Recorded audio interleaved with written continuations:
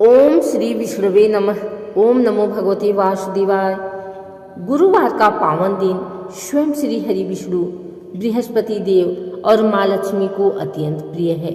जो भक्त गुरुवार का व्रत करते हैं, कथा सुनते हैं, उनके जीवन में धन, ज्ञान, सुख, शांति और समृद्धि अस्थायी रूप से प्रवेश करती है।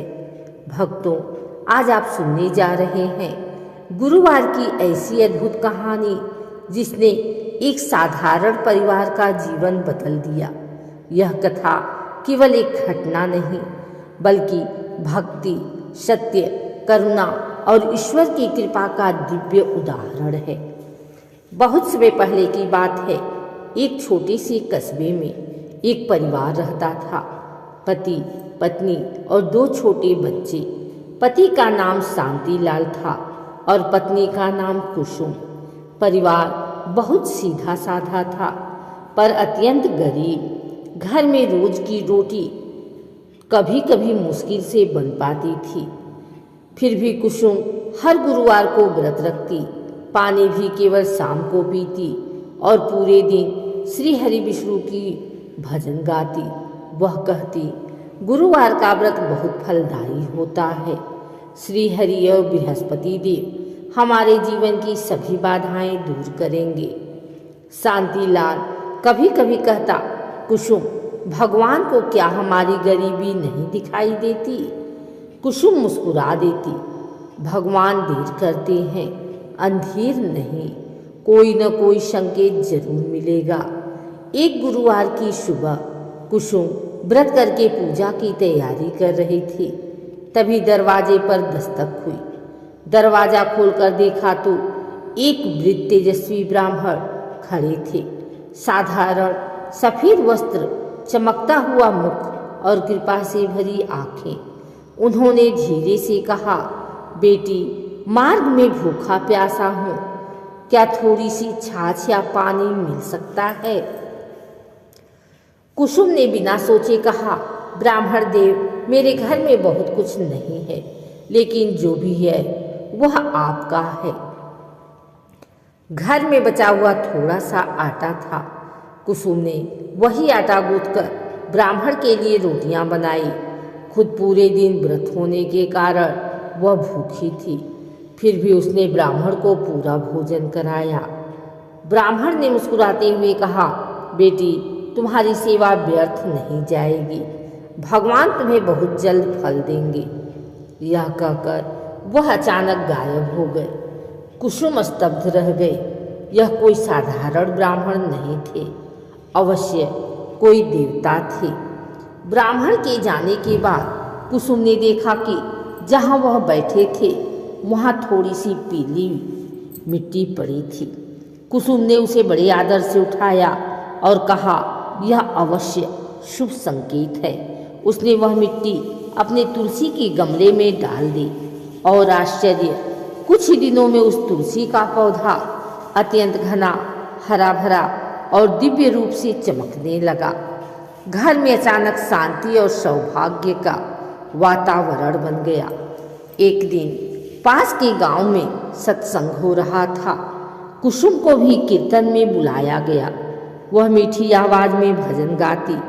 लोग उसके स्वर में भक्ति और प्रेम महसूस करते। भजन सुनने वालों में एक बड़े सेठ भी थे, जो बहुत धर्मात्मा और उदार हृदय वाले थे। उन्होंने कुसुम को बुलाकर कहा, बेटी, तुम इतनी मधुर भक्ति से गाती हो, क्या तुम हमारे मंदिर में हर गुरुवार कथा कीर्तन करोगी? इसके बदले हम तुम्हें मासिक वेतन देंगे। यह सुनकर कुसुम की आंखें भर आई। वह बोली, यह सब भगवान की कृपा है। अब घर में धीरे धीरे आय बढ़ने लगी। शांतिलाल को व्यापार से लाभ होने लगा। बच्चे पढ़ने लगे और घर में समृद्धि आने लगी। एक रात कुसुम ने स्वप्न में वही दिव्य ब्राह्मण देखे। उनका रूप इस बार सूर्य की तरह चमक रहा था।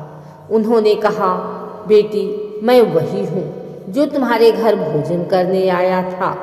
मैं बृहस्पति देव हूँ, तुम्हारी सेवा भक्ति और निष्ठा से प्रसन्न होकर मैंने तुम्हारे घर में सौभाग्य स्थापित किया है।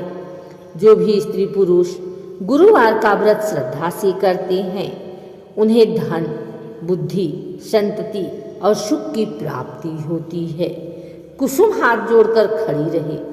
बृहस्पति देव बोले, तुम्हारी कहानी उन सब के लिए प्रेरणा बनेगी जो भक्ति, दया और सेवा की महिमा को समझाते हैं।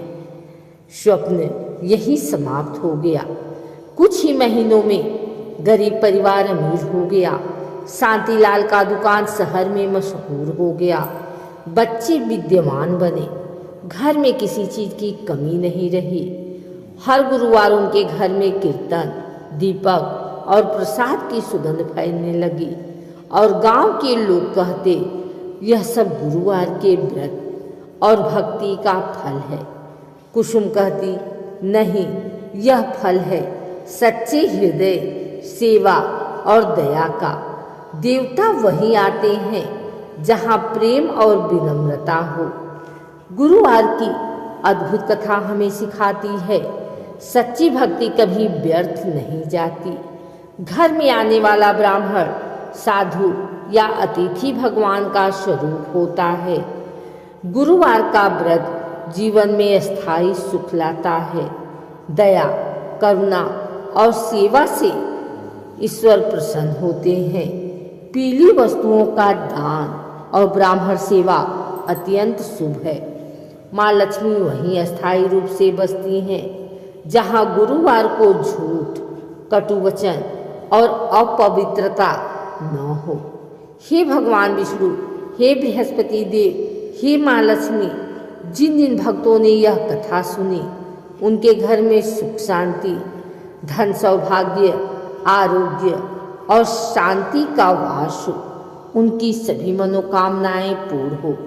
घर परिवार खुशहाल रहे और जीवन में कभी भी अंधकार न आए।